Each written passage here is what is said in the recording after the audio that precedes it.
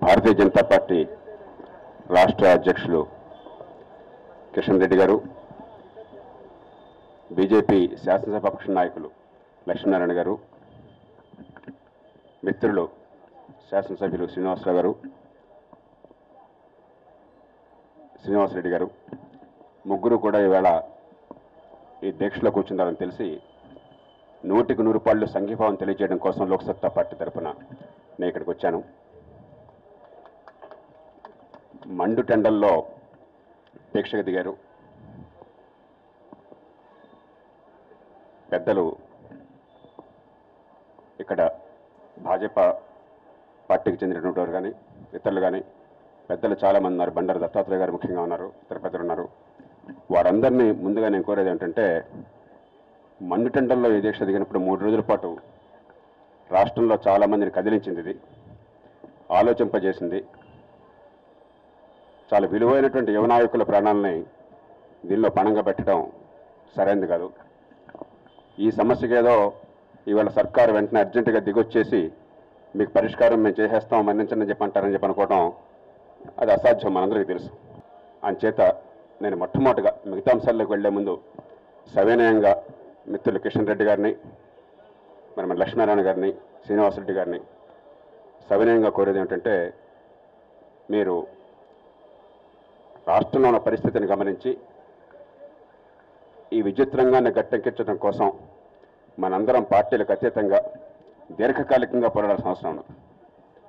అంచేత మీ ఆరోగ్యాన్ని కాపాడుకోవటం, మీ పట్ల మీ ఆరోగ్యం పట్ల ఆందోళనతో ఉంటున్న కుటుంబ సభ్యులు కావచ్చు, మీ పార్టీ అనుచరులు సహచరులు వారందరికీ ఆందోళన లేకుండా ఉండటం కోసం చెప్పని ఈ దీక్షని గౌరవప్రదంగా 3 రోజులు గడిచింది కాబట్టి ఈవేళ ఉపశమనంగా నేను కోరుతున్నాను ప్రత్యేకంగా.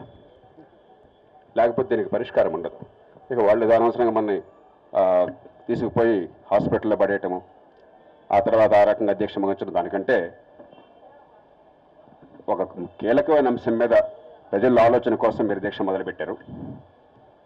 ఈ దీక్ష లక్ష్యాలను కొనసాగించడం ఈ రాష్ట్రంలో మనందరి బాధ్యత. ఎందుకంటే ఇదేదో కిషన్ రెడ్డి గారి సొంత వ్యవహారం కోసం చేయట్లా.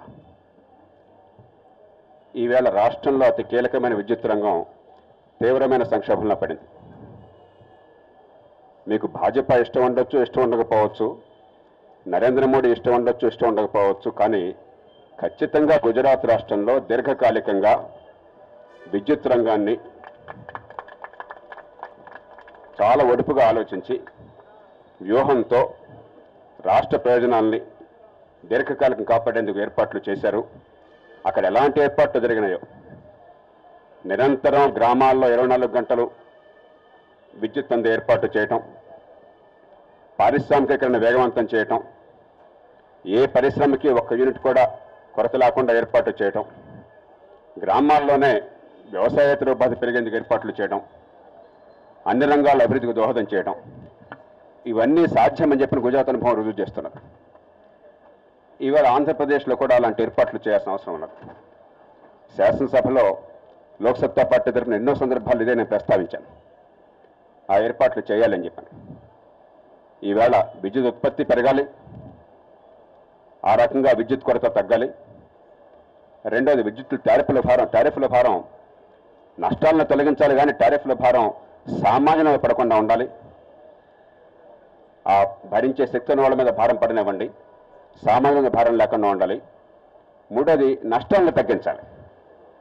విద్యుత్తులో ఈ ప్రధానంగా కొరతకు కారణం, ఈ వైఫల్యానికి కారణం, ఈ రంగంలో కనిపించని నష్టాలు దాదాపు 30% ఉన్నాయి. ప్రభుత్వం కేవలం 15% మాత్రమే చెప్తున్నది.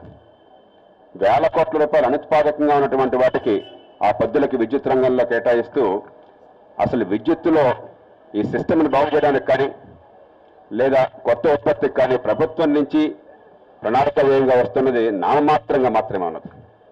ఈ పరిస్థితి మొత్తాన్ని మార్చాలంటే సమగ్రంగా అన్ని పార్టీలతో కూర్చొని ప్రభుత్వం సమీక్షించాల్సిన అవసరం ఉన్నది. ఓ దీర్ఘకాలిక పరిష్కారం ఇవాళ మొదలెడితే బహుశా 3-4 ఏళ్లకి ఒక కొలిక్కి వస్తుంది. ఇది వెంటనే క్షణాల్లో పరిష్కారం అయింది కాదు. నాశనం చేయడం చాలా తేలిక, నిలబెట్టాలంటే చాలా కష్టం. దీన్ని తాత్కాలికమైనటువంటి ఓటు బ్యాంకుల ప్రయోజనాల కోసం చెప్పని పూర్తిగా నాశనం చేసేశారు. ఇవాళ మళ్ళీ వేళ్లతో దీన్ని నిలబెట్టాలి, దీన్ని బలంగా మళ్ళీ పెంచి ఏర్పాటు చేయాలి, ఈ రాష్ట్ర భవిష్యత్తును కాపాడే ఏర్పాటు చేయాలి.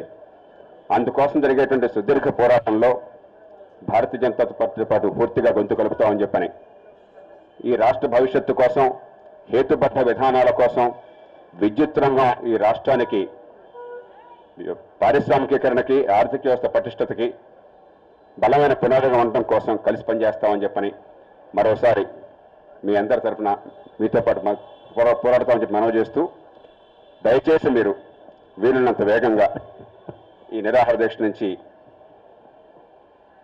గౌరవప్రదంగా మీరు విరమిస్తారని చెప్పని ఆశిస్తూ, ఎంచేతంటే ఎండాకాలంలో మనకు అన్నీ బాగా ఉండి, ఆరోగ్యం అంతా బాగా ఉండి, నీడ పట్టున కూర్చుని ఫ్యాన్ వేసుకుని, కరెంట్ లేకపోతే మళ్ళీ ఏదో జనరేటరో లేకపోతే ఏదో యూపీఎస్ఓ వేసుకుని, అవన్నీ వేసుకుంటేనే చాలా ఆప్సపడాల్సి వస్తుంది. అలాంటప్పుడు కేవలం మంచినీళ్ళు తాగి, సాల్ట్ కూడా లేకుండా, ప్రతిరోజు కొన్ని గ్రాముల ఈ సాల్ట్ డిప్లీట్ అయిపోతుంది ఈ చెమటలో ఎండాకాలంలో. ఇలా ఉండడం అన్నది ఆరోగ్యానికి చాలా ప్రమాదకరం. ఏ క్షణమైనా కూడా ఒక్క రోజులోనే పరిస్థితి చాలా క్షీణించవచ్చు. దయచేసి మళ్ళీ మళ్ళీ వేడుకుంటున్నాను, మీ ప్రాణాలు చాలా విలువైనవి, మీ ఆరోగ్యం చాలా విలువైనటువంటిది.